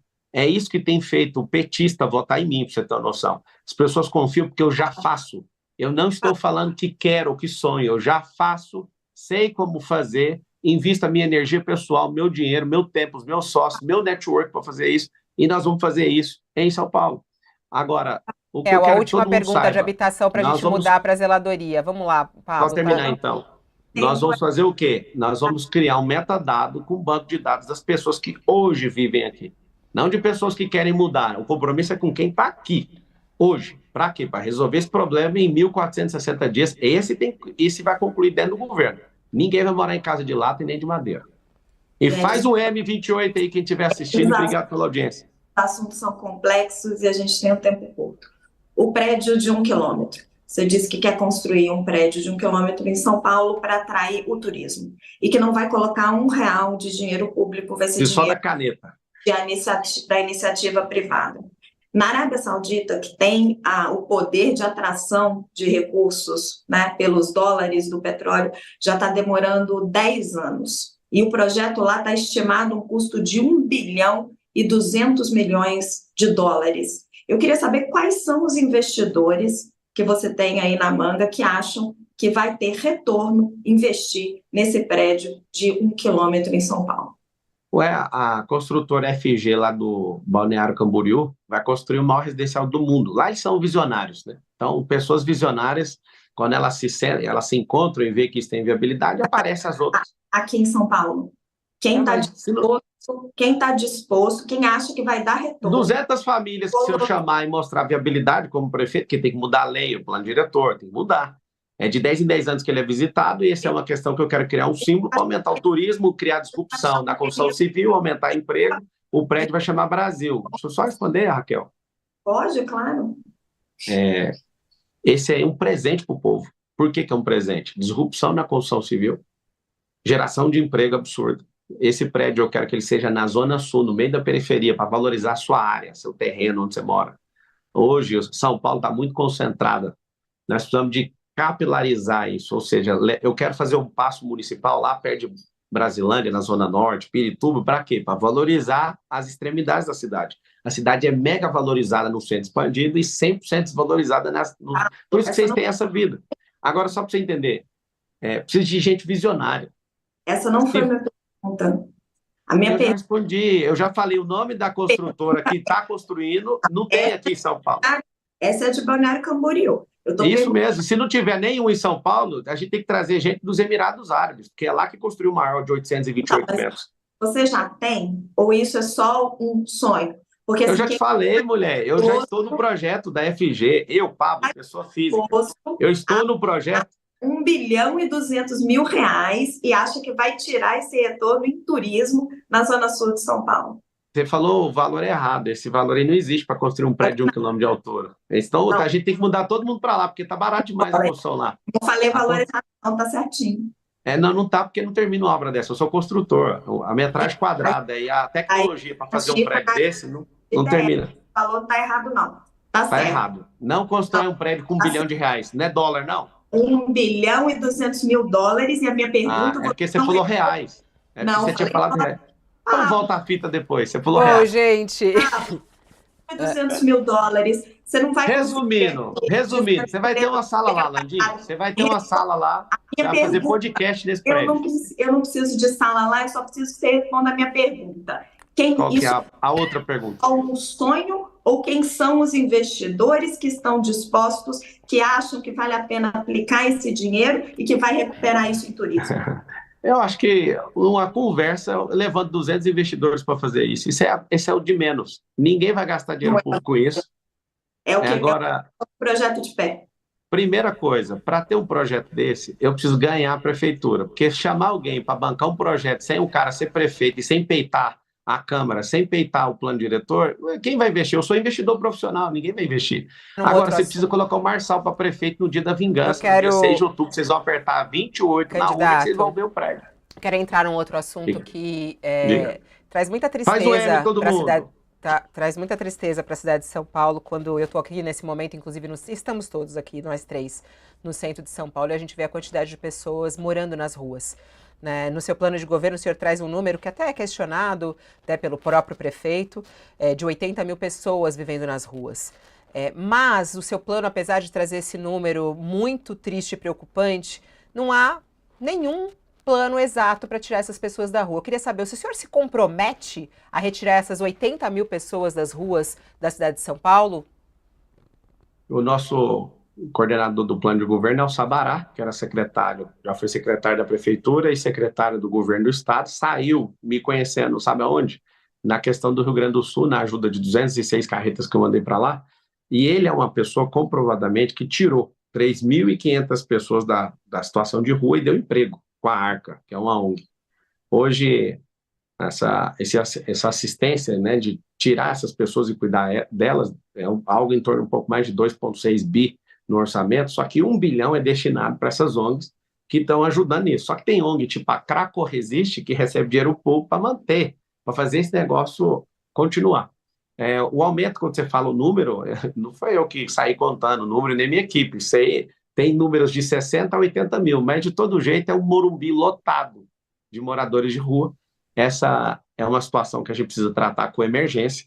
Falar que vai zerar em 4 anos, ninguém conseguiu fazer isso. Agora, tem 3 ambientes: a rua, o abrigo e o emprego. A gente precisa promover essas pessoas. Leva, em média, 7 vezes uma entrevista com a pessoa, segundo o Sabará e a Arca. Eu preciso repetir 7 vezes com a pessoa para ver se eu levo ela para o abrigo. Do abrigo, a gente precisa levar ela para o emprego. E aí está o problema. A Cracolândia hoje não é só crack. A maior parte do problema hoje é álcool. As pessoas estão se beneficiando ali dos abrigos para ficar ali à noite, porque no abrigo você não pode ficar entrando e saindo toda hora. Se for virar à noite, tem que esperar amanhecer para essa pessoa sair. O que a gente precisa? Na formação de emprego, levar essas pessoas, elas precisam de 12 meses a 24. Tem gente que se recupera com 6. O maior instrumento de recuperação de gente é filosófico, é crença, é religião. O cara se apegar em algo mais forte do que ele imagina, ele dedica a vida dele e dá quando sair mais rápido. O emprego é o que vai trazer a estabilidade para ele depender das próprias mãos, né, dele. Então, o Sabará, que já lidera isso, é o cara que já tem os códigos, ele já tirou 3.500 pessoas e nós vamos fazer uma revolução em relação a isso. Mas se não tiver emprego, não tem como. Tem que gerar emprego. Então não tem como prometer isso, não tem como prometer isso em 4 anos, que foi justamente o Abre, né? Então não tem. Vai ser uma tentativa de retirar essas pessoas da rua com vários modos, como o senhor falou. Nós vamos reduzir drasticamente. O Sabará assistiu, quase que zeraram a Cracolândia, mas tem um interesse público por trás por causa desse 1 bilhão de reais. Não zeraram, né, candidato? A gente sabe que aquilo lá é um fluxo que vai e vem, eu acompanhei muito isso, inclusive o trabalho de Sabará, até mesmo esse número que o senhor fala de 3.500 pessoas, não há comprovação exatamente sobre isso. Há comprovação pela agência de checagem. Isso aí está errado o que você falou, já foi comprovado. É por isso que eu uso o termo comprovadamente. Já foi comprovado. 3.500 pessoas retiradas das ruas durante essa gestão. E que muitas vezes voltam, como a gente sabe que existe esse fluxo. Isso. Mas aí, retirado e voltado, não é a garantia eterna que a pessoa não vai voltar. Ela precisa de estar inserida numa comunidade forte, onde ela vai continuar prosperando. Vamos lá, Fábio. Vai lá, zeladoria. Vamos falar de outras coisas da cidade também que são caras ao eleitor. A pesquisa da Datafolha apontou no primeiro semestre que 84% dos paulistanos apontam o problema de buracos na cidade, buracos nas ruas, né? Em seguida vem o lixo na rua, em 71%, queda de árvores, enfim. São os problemas mais citados pelos eleitores paulistanos. O seu plano é bem sucinto na parte de zeladoria, apesar dela estar um pouco presente em outros pontos do plano, a área específica de zeladoria é curta. E o senhor diz que vai combater o problema com tecnologia e cita o uso de câmeras pelos fiscais. Eu queria entender como as duas coisas se conectam. Se o problema, se na sua avaliação, o principal problema de zeladoria é de fiscalização? A questão das câmeras, a gente já viabilizou essa questão, não é nem criar, já tem. A gente vai colocar nos caminhões de lixo para fazer uma zeladoria com geolocalização, uma câmera 360 que vai pegar buraco no chão, vai registrar. Viu o buraco, já tem essa tecnologia. Poda de árvore, está entrando na fiação, já vai registrar. Você imagina, usar um recurso que é o caminhão de lixo, que já está fazendo atividade 1, não precisa de um carro 2 para fazer isso, então um bom gestor, ele gasta menos, né? Ele olha para recursos disponíveis e coloca eles para funcionar. Então a gente vai olhar a questão de limpeza da cidade, calçada, poda de árvore e buraco na rua. Tudo com o quê? Com tecnologia. Isso A tecnologia vai mapear, já dá a geolocalização e que é uma fila de trabalho. Inclusive, como eu fui atendente de call center, nós vamos tratar o cidadão de São Paulo como um cliente. Hoje, a pessoa sente que o Estado não está com ela, nem que serve ela. Eu quero criar um sistema de atendimento para a cidade de São Paulo que a pessoa reclame e tem um prazo para responder. E hoje a pessoa é ignorada, como se o Estado fosse uma fortaleza e não fosse o garçom da vida dela. Então, a gente vai mapear essa cidade inteira nisso, usando o caminhão de lixo, para você ter uma ideia. Pablo, você está propondo aumentar o número de subprefeituras de 32 para 96, para ter uma em cada distrito. Isso significa triplicar o número de funcionários, de contratos, de equipamentos. Você sabe quanto custa isso? Se fosse na conta linear, seria o triplo do valor que é gasto hoje, só que a gente vai gastar menos dinheiro. Por quê? Porque está tudo esparramado em muitos prédios, está alugando prédio que não é da prefeitura, a gente vai reduzir isso para um prédio só em cada subprefeitura, então vai ter economia. Hoje, o orçamento das subprefeituras está em 2 bilhões e 800 milhões de reais. Um orçamento para 96 subprefeituras vai para 4 bilhões de reais. O número de funcionários tem que subir para 5.440. Conta linear, que está errado. Não é conta linear, isso é uma É claro que é. Não, isso aí é o seguinte, tem um aplicativo 156 que a gente vai fazer... Posso terminar a pergunta? Não foi a pergunta ainda? Não, eu deixo a resposta. Vai lá, vai lá. O subprefeito é uma indicação do prefeito, mas ele tem muita influência do vereador. Você que é um cara antissistema, está propondo a criação aí de 64 cargos sensíveis a indicações políticas. Por quê? É o seguinte, hoje, do jeito que está, pergunta para o povo. E essa é uma ideia do povo, tá? Tem a prefeitura perto de casa.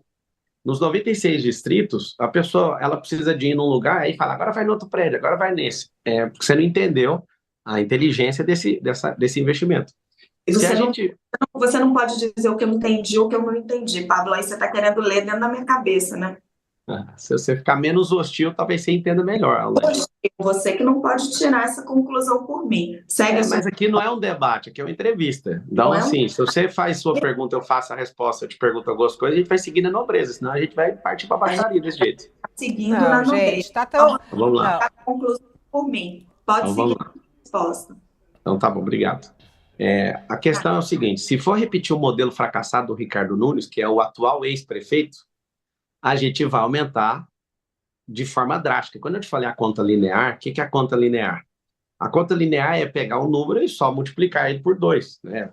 Se você tem 32, que é 96, você vai multiplicar isso aí e a gente vai ter 3 vezes o gasto. Né? Por 2, não, por 3. Não é assim a conta é simples. A gente vai pegar esses imóveis sem destinação da prefeitura e vamos reduzir o tamanho e vamos migrar para um 56, que é um aplicativo que ninguém está usando. Vários serviços têm que estar no aplicativo, só que eu quero um lugar físico reduzido, que vai enxugar gastos, você não está entendendo. Sobre a indicação, que aí eu termino a resposta que você falou, essa indicação é sensível, isso é muito bom, porque a Câmara inteira vai estar na minha mão. Todo mundo que fica preocupado sobre governabilidade, que eu acho que é o último bloco nosso aqui, eu estou trazendo vereadores que têm cargo. Tipo, o Rubinho, que é do União, abriu mão do seu fundo eleitoral final dele, que era um grande valor, tempo de televisão para me apoiar. E vários vereadores, depois que viram ele tendo coragem, querem assumir as sanções dos seus partidos para vir comigo, porque sabe que aqui vai ganhar. Então, assim, ter isso é muito bom. A gente vai colocar gente muito séria para fazer isso, mas tudo é por você, é para você ter um atendimento, que você não tem. Eu sei que está me assistindo, que mora em São Paulo, você não tem um atendimento. Você vai ser cliente. Nós vamos tratar você como um cliente de luxo. Você tem que ser atendido. Você não pode. Você vai matar um dia de serviço para ficar rodando em 3 prédios da prefeitura. Vai ter um prédio perto da sua casa. Isso é uma coisa básica. E tem um custo, com né? Esse funcionando de verdade. Esse atendimento tem esse custo que, como você disse aí, é alto e tem que ser estudado. Eu queria ir para a mobilidade. Nosso tempo está voando e tem um assunto que eu acho extremamente importante, que são as mortes no trânsito. Eu não sei se você viu ou não os números que a gente tem do primeiro semestre desse ano, e são muito tristes. 32% de aumento, 520 vidas perdidas nas ruas da cidade de São Paulo nesse primeiro semestre desse ano. A gente tem ali, em algumas cidades que são vistas como cidades, né, do futuro, cidades inteligentes, cidades seguras, metas bem ousadas, como Paris, que fala inclusive de zerar o número de mortes no trânsito. Isso não consta no seu plano de governo, algo para reduzir mortes de trânsito. Queria saber, isso te preocupa? Você tem alguma ideia de como reduzir as mortes no trânsito de São Paulo? A gente está com um problema que a nossa cidade está entre as tops do mundo, né, em violência no trânsito. Lembra que eu falei sobre o ensino de inteligência emocional? A gente tem violência no trânsito e essa violência tem a ver com a pessoa não saber dialogar.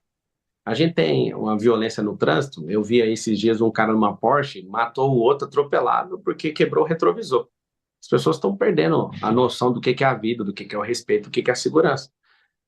A gente investe isso na escola, no braço educacional, em todas as empresas. Eu quero treinar a cidade de São Paulo na habilidade socioemocional para a gente conviver junto. Sobre o trânsito de forma inteligente, a gente tem um semáforo que ele é contornado por uma cor amarela. Todo semáforo que tem esse amarelo é um semáforo inteligente. A gente precisa continuar investindo nisso. Por quê? Porque ao invés, às vezes você está parado num lugar e estar parado num lugar que não tem um semáforo inteligente, a pessoa dá uma olhada para um lado, para o outro e fala, vou cruzar para a esquerda. Se fosse para a direita, girando quadra, que é o que a gente propõe.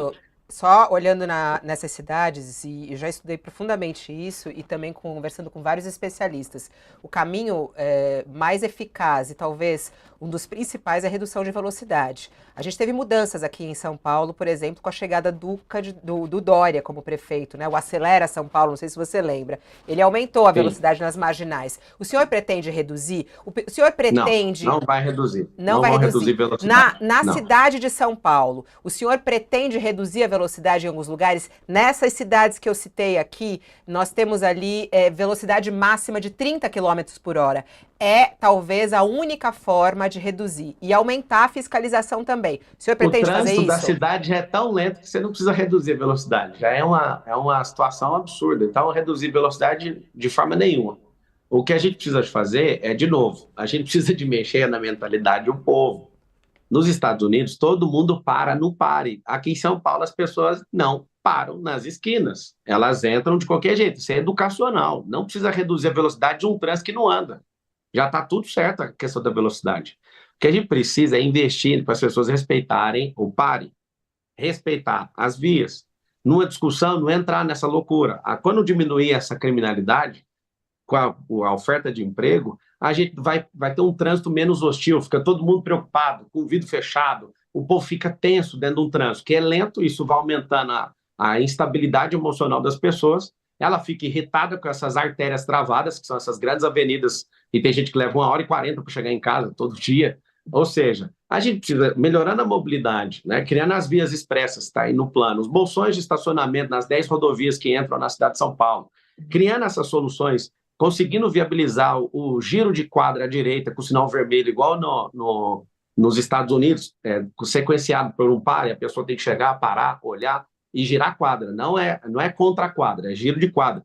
A gente vai aumentar a velocidade. Se a gente conseguir ter o Pablo Marçal como prefeito, 28 lá na urna, você já sabe o número, você vai ter uma possibilidade de ter emprego perto da sua casa, na periferia. Candidato, o que vai diminuir? Vai diminuir o problema de mobilidade, que é o quê? Esse caos, essas artérias todas travadas na cidade de São Paulo. Candidato, deixa eu entender um ponto, conectando as duas coisas com outro ponto do seu plano de governo, que é, o senhor fala de acabar com a indústria das multas, que as multas são feitas, o sistema de multas que é feito só para arrecadar dinheiro e tal. A cidade de São Paulo tem hoje 877 radares. Como é que se coaduna a ideia de diminuir o número de radares, e aqui uma pergunta, se a ideia é diminuir o número de radares, e fazer com que as pessoas sigam mais a regra de trânsito? É factível isso? Imaginar que com menos fiscalização eletrônica as pessoas vão parar menos no sinal, vão respeitar mais a velocidade máxima e se vai matar menos gente? A única coisa, Fábio, que pode mudar um povo é a educação. Ficar só fazendo 4 milhões, salvo engano, é 4 milhões todos os dias de multa, só está tirando o dinheiro do trabalhador. Eu acho isso injusto. Eu não falei de diminuir radar. Os radares podem continuar, mas a gente tem que abrir um período de conscientização, porque eu conseguindo ser prefeito, vocês me deram essa chance, votando no 28, no dia 6 de outubro, o dia da vingança. Nós vamos tirar esse consórcio comunista do Brasil aí, esses 4 outros candidatos. Depois do último debate, a gente conseguiu aí a baixa da Atena, ele vai sair. tá construindo um storytelling para isso, fica aí de primeira mão. O que a gente vai fazer? A gente precisa reeducar o povo para usar o trânsito. Não Mas vamos... em curto prazo, reduzir a mortalidade em curto prazo. Tem que treinar, deixa eu te falar. O braço educacional já vai começar no dia 1º de janeiro. Eu vou terminar Mas o ele efeito antes de disso tirar não é longo? É claro, mas tem que começar. Ué. Se tivesse começado há 5 anos atrás, a gente estava tranquilo hoje. Não, Se tivesse concordo, começado há mas 10, eu digo para efeito mais rápido, para redução de o mortes. efeito mais rápido é falar com gente. Pegar essas multas e abrir um período e falar, ó, nós vamos fazer um processo educacional para você ver. Aí a gente abre esse processo educacional treinando o povo. Agora, vamos para cima. Deixa eu te explicar. Se não treinar um povo, não tem como mudar isso. E é um sistema viciante que o governante da cidade de hoje ama essa receita. É muito dinheiro que a receita de multa está gerando para a cidade. Só que as pessoas estão mudando. Se o caráter da multa estivesse mudando as pessoas, a gente teria uma redução das multas. Só que não, ela continua crescendo. Por que que é? Porque não tem o intuito de ter um trânsito melhor, é um intuito de arrecadação. Eu não sou contra a pessoa pagar multa, ela tem que pagar. Só que eu sou a favor da gente abrir um tempo de trégua para educar esse povo, desde pequeno na escola, os funcionários dentro das empresas, criar esse ambiente onde a gente vai treinar um povo para falar, pelo amor de Deus, respeito o pague. Por favor, aprenda inteligência emocional para você parar de brigar no trânsito. A gente tem um povo hoje, a gente tem mais homicídio no Brasil do que países que estão em guerra. A gente já chegou a ter 70 mil homicídios no ano. Você olha para o Japão, que é um povo que trabalha essa questão socioemocional, a gente tem 900 homicídios no Japão no ano. Eu vou girar aqui, mas né, esse assunto de mobilidade, assim, a educação é um dos pilares, né? Mas tem outras medidas aí muito importantes e que não estão aí. A educação de qualquer vamos para a conjuntura política, que cabe um pouco de tudo aqui para a gente amarrar essa sabatina. Raquel, começa, por favor. Candidato, o senhor disse no programa Roda Viva que o impeachment do ministro Alexandre de Moraes é uma questão do Senado, né? Porque cabe aos senadores decidir sobre esse assunto. Só que no sábado, o senhor vai estar o senhor disse que vai estar no evento, né, convocado ali pelo presidente Jair Bolsonaro, pelo ex-presidente Jair Bolsonaro, cuja bandeira é o impeachment do ministro Alexandre de Moraes. O senhor vai a esse evento? Essa é a principal bandeira, é a principal reivindicação. Por isso eu pergunto a opinião do senhor. O senhor é a favor do impeachment do ministro Alexandre de Moraes? Da onde que você tirou a que eu falei que eu vou? Eu vi pergunta sua no WhatsApp, eu nem te respondi, mas você está afirmando isso da onde? O senhor confirmou para os organizadores a sua presença. Negativo, nunca confirmei, é uma surpresa o 7 de setembro. Nunca confirmei, é uma surpresa. Dia 7 você vai saber. Não confirmei isso com ninguém, isso é uma inverdade que você acabou de falar. Ou então o senhor não vai? Do jeito que vocês gostam de falar, fake news. Isso aí foi uma fake news. Você me perguntou no WhatsApp, eu não te respondi, para ninguém. É uma surpresa. A resposta é surpresa. Surpresa. Não precisa ficar ansiosa, Raquel, é surpresa. O senhor é a favor do impeachment do ministro Alexandre de Moraes? Olha, quem que tem que ser a favor é o povo, certo? Eu estou candidato à Prefeitura de São Paulo. A Prefeitura não tem competência disso. Tem exagero? Sim. Igual vocês noticiaram, tem que ser apurado. Quem faz isso não é jurídico, tá? Fiquei 5 anos na academia achando que tudo funcionava como instrumento jurídico. O impeachment é político-jurídico. Se ele não for, se não tiver alguma situação em relação aos exageros, eu acredito que ele vai ter um problema muito grande. O que ele precisa de fazer? Ele precisa reconhecer esses erros. Falando agora para não criar uma ruptura, porque o impeachment cria uma ruptura absurda. Então, vocês precisam cobrar os senadores. São 81 senadores da República que precisam ser pressionados até a morte. Vou melhorar para não parecer que eu quero que matem eles. Eles têm que ser pressionados até o último respirar deles enquanto senadores da República. E precisa fazer isso. O senhor abraça várias bandeiras do bolsonarismo, mas o senhor poupa o ministro Alexandre de Moraes. Pouco não, ele tem que ser investigado. Nunca poupei. Isso é outra mentira sua. Raquel, isso é mentira. Não é mentira. É mentira. O senhor não estou poupando. Falei que ele tem que ser investigado.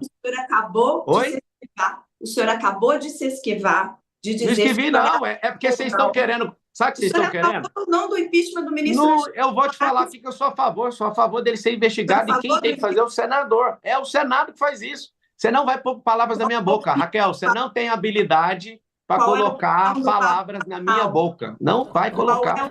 Do Pablo Marçal. A opinião é simples, que seja investigado, que ele reconheça os erros, que a Folha de São Paulo mostrou que ele passou dos limites. Passou.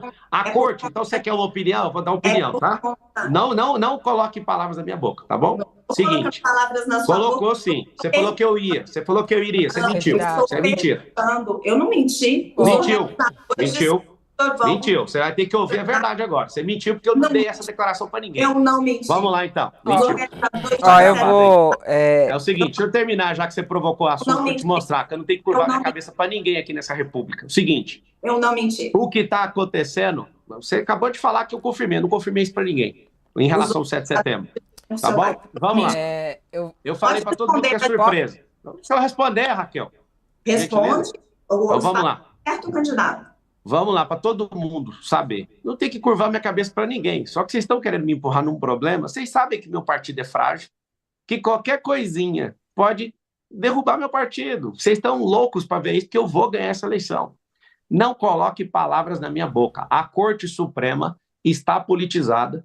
Como um jurista, como alguém que é bacharel de direito, eu tenho uma declaração, já que você quer tanto a minha opinião. A Corte precisa recuar nessa questão política, devolver o ato fundamental do Congresso Nacional, que é a legislação. Eles legislam, não é a Corte que tem que fazer isso. Está tendo um exagero da Corte, e aqui, como cidadão, está aqui minha opinião. Eu quero que todo mundo entenda que não dá para entrar em 300 guerras ao mesmo tempo.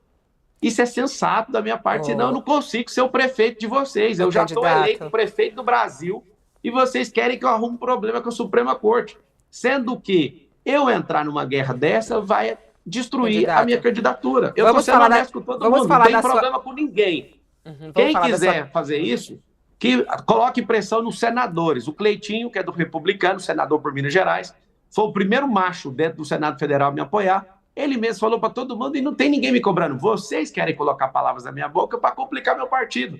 Eu não tenho nenhuma dívida com ele. Opinião, ninguém. O candidato, eu vou até mudar de assunto aqui, mas o que eu acho que a Raquel Faz está o M, pedindo todo mundo que está assistindo aí. É a opinião até para saber qual é o caminho, o seu mas pensamento. A minha opinião é que tem que ser investigado. Não tem ninguém que não acho que tenha ficou que ser claro investigado. isso, candidato. Eu vou para um outro assunto que a gente está aqui no tema conjuntura política.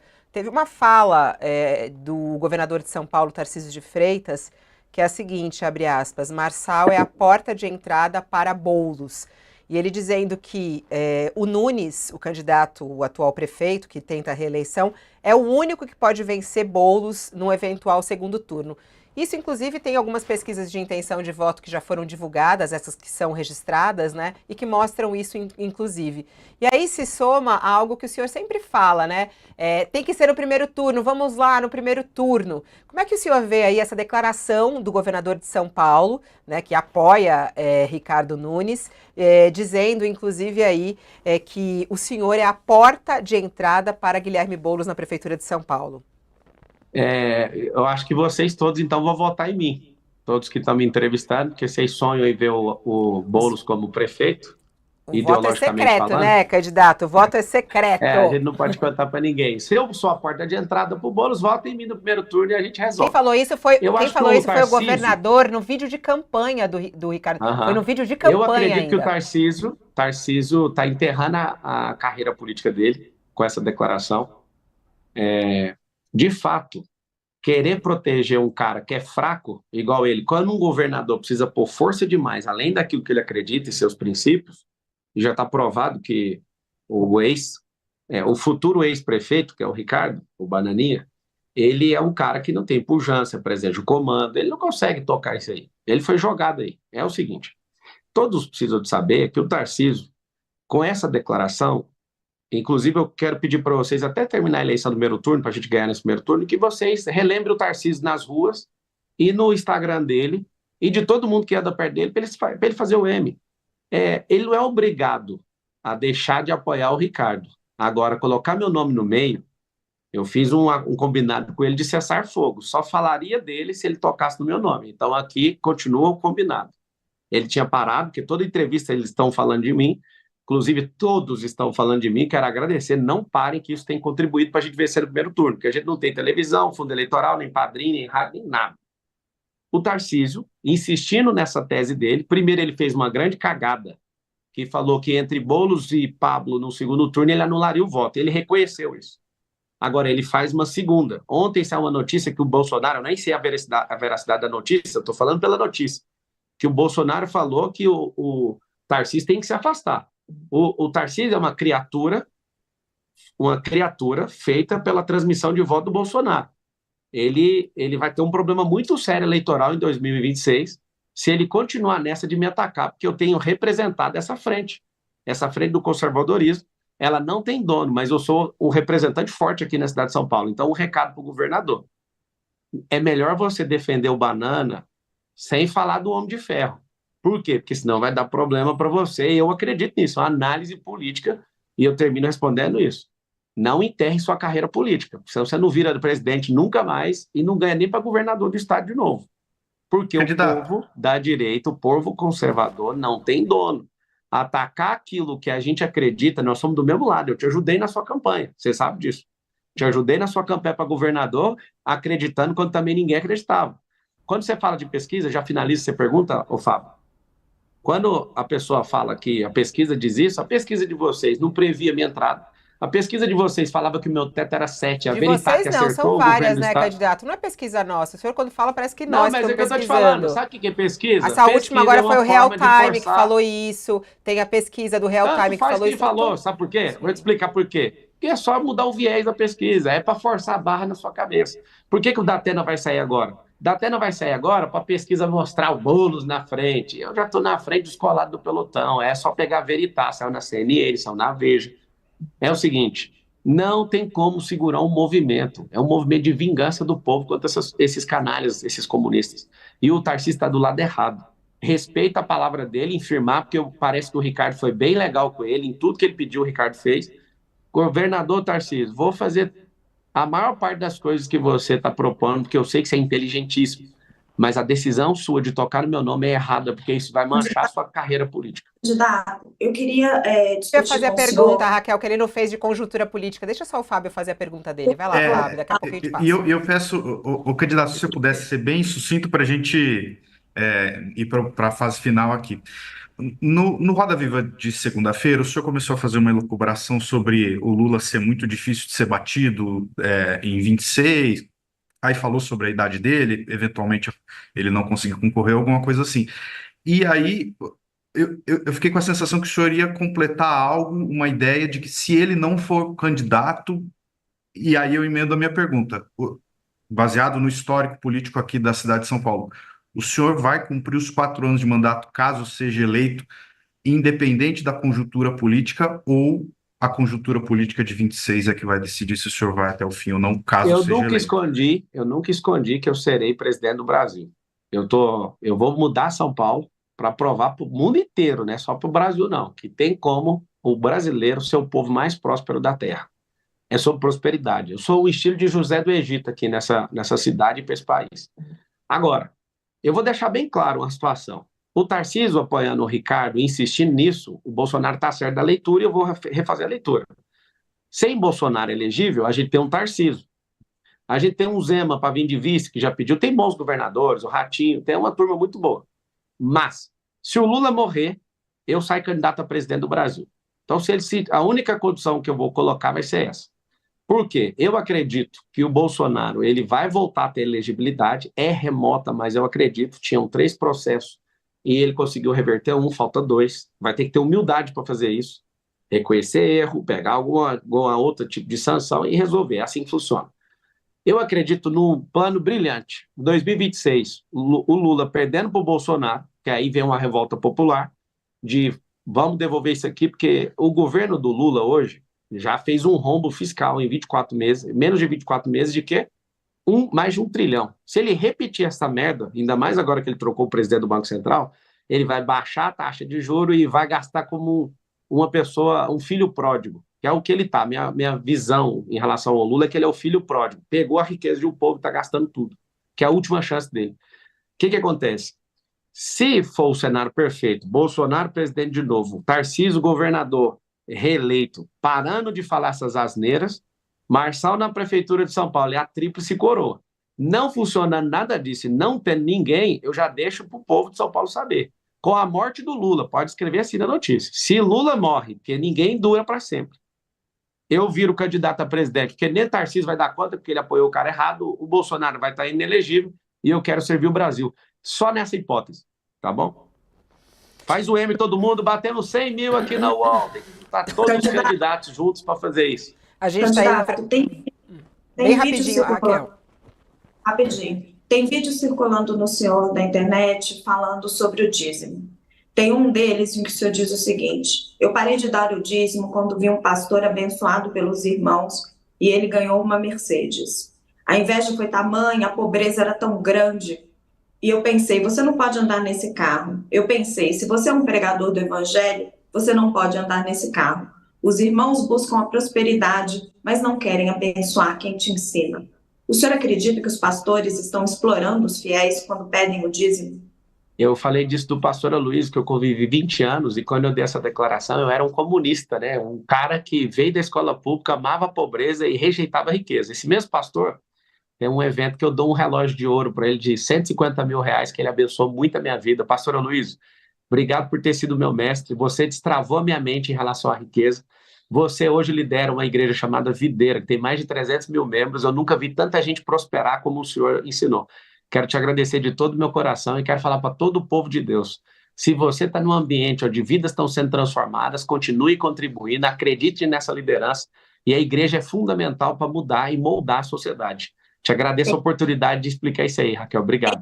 E convoca o povo de Deus. Vamos vencer os comunistas e vamos tocar esse povo lá para a Venezuela. Comunista não vota, cristão não vota em comunista. Jesus nunca dividiu o pão, ele multiplicou o pão. Candidato, para esclarecer, tem outros vídeos também falando sobre isso. Pode pegar todos os vídeos. O senhor está voltando atrás? O senhor acha agora que tem que pagar o dízimo? A minha cabeça era de pobre. É igual vocês discutindo o prédio de 1 quilômetro, sendo que vocês nunca construíram nada. É igual vocês falando de 2 milhões de empregos, sendo que vocês nunca geraram. Vocês mesmos, jornalistas, vocês nunca geraram emprego, vocês não sabem o que é isso. Vocês nunca geriram nada. É difícil ter que discutir com alguém que nunca fez isso. Eu era pobre, mentalidade de miséria e essa mentalidade de desonra. A pessoa que me serviu a vida inteira, eu já modelei mais de 200 pessoas. Uma das mais importantes foi um pastor, Aloysio Silva. Eu quero falar que eu amo a sua vida, obrigado por todo o investimento. E todo o dízimo que eu dei nessa igreja, eu prosperei muito e eu quero que todo mundo tenha a liberdade de fazer o que quiser. Um beijo no seu coração, candidato, o tempo tá esgotado aqui, né? Eu vou ainda dar os seus 2 minutos finais, mas eu tenho só uma curiosidade, tem muita pergunta que chega sobre isso, né? Como funciona o seu poderoso e eficiente sistema de comunicação de redes, né? A gente sabe aí das suas redes oficiais que foram derrubadas pela justiça, rapidamente a criação das redes paralelas que estão bombando, né? E fora o engajamento de tudo isso. Enquanto a gente está ao vivo, cortes são feitos, são publicados e tudo mais. Eu gostaria de saber como é que é feita essa equipe. São voluntários? São contratados da sua campanha? Quantas pessoas atuam nessa sua poderosa rede de cortes e comunicação? Obrigado. Eu nunca esperei que a Fabíola ia falar que alguma coisa minha é poderosa.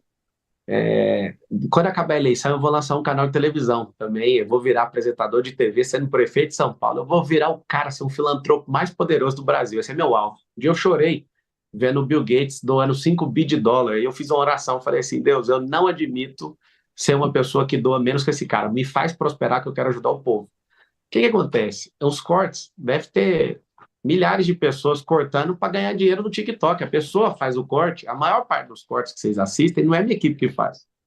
Esse corte já está pronto. As pessoas estão aqui agora assistindo. Esses 103 mil pessoas aqui que eu estou dando de audiência, eu quero que vocês lembrem disso. Quando vier os outros candidatos, isso aqui vai ser uma lástima de audiência. Tem uma grande parte de pessoas que estão aqui fazendo os cortes. A minha equipe fica caçando, 3 garotos que ficam caçando esses cortes. Tem um que fica fazendo o corte no próprio celular. Só que a maior parte dos cortes e do conteúdo é o que o Facebook faz. Eu vou te dar uma aula aqui, todo mundo está assistindo, precisa aprender. O Facebook é a maior ferramenta do mundo de criação de conteúdo, só que ela não cria uma vírgula de conteúdo. Eles têm mais de 10 mil programadores ali em Palo Alto, eu já tive lá no Facebook, no Meta, e aí esses funcionários, eles só programam. Agora, conteúdo quem gera é o usuário. Eu descobrindo isso em Palo Alto, na Califórnia, lá no Vale do Silício, eu descobri o seguinte, que eu não preciso ficar gerando conteúdo. O conteúdo, ele é recortado por essas pessoas. Então, vocês vão aprender a jogar isso ainda. A política está confusa, eles estão juntando os 3 partidos políticos com seus 3 marqueteiros para tentar me frear. Aí fica mentindo que eu sou de PCC. Mas, PCC, candidato, sabe por o que exemplo, é? nesse momento... Patriotas contra comunistas. Candidato, não, eu quero saber mesmo a prática, porque o senhor falou agora, são 3 pessoas que fazem o corte para você.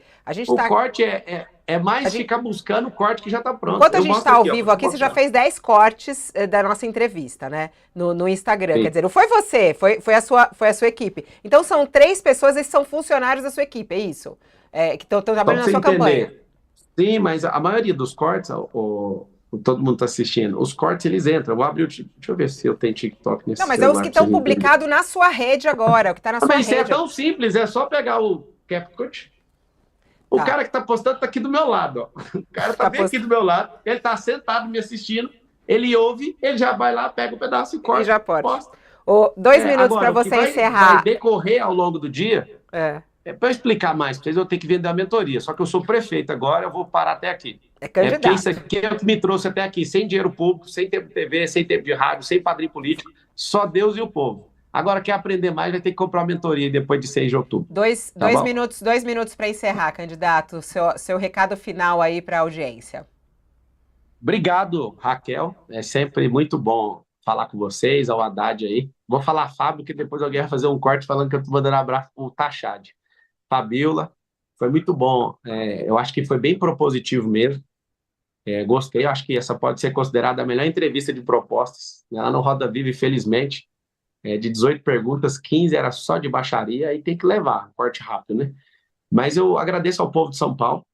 Eu não sou o melhor cara de São Paulo para ser prefeito dessa cidade, não. Deve ter 10 mil pessoas melhores que eu, mas não tem a coragem que eu tenho, não tem o desapego que eu tenho, não tem a inteligência emocional que eu tenho, não tem a capacidade de gestão que eu tenho. Em relação aos meus concorrentes, nenhum deles consegue vencer em absolutamente nada. Numa disputa de física, mental, nem espiritual. Nenhum. Talvez uma pessoa deve ganhar de mim na prova do Enem, que eu vim da escola pública, a pessoa estudou em outros lugares, mas fora isso, eu sou o que tem um coração já voltado para o povo, o que mais enriqueceu, o que mais pagou imposto, a pessoa que mais ajudou no Rio Grande do Sul, individualmente falando, na África. Eu quero que seu filho tenha escola, eu não quero que seu filho seja preso, eu não quero que você tenha injustiça, eu não quero que seu filho seja morto pela polícia, eu quero investir numa escola olímpica, eu quero mudar o rumo desse país, e eu estou aqui para te falar que até 2050, a minha entrada na política é para cumprir essa palavra. Até 2050, nós seremos a nação mais próspera da Terra. Eu carrego esses códigos, nenhum político tradicional tem isso. Eles não entendem de riqueza, não sabem nada de mentalidade, nunca vai mudar a sua vida. Então esparrama para todo mundo essa frequência. Eu estou aqui, eu vou ficar 12 anos na política. Depois eu vou sair e vou curtir a vida com a minha coroa, que é a minha esposa Ana Carolina, minha única namorada. Eu te amo, Carol. Obrigado pelo tranco que você está passando aí. A Carol ficou... quando ela me viu primeiro nas pesquisas, ela ficou muito mal, porque ela sabe que tudo que eu falo acontece. E eu estou aqui para servir vocês. Eu sou servo seu, servo do povo.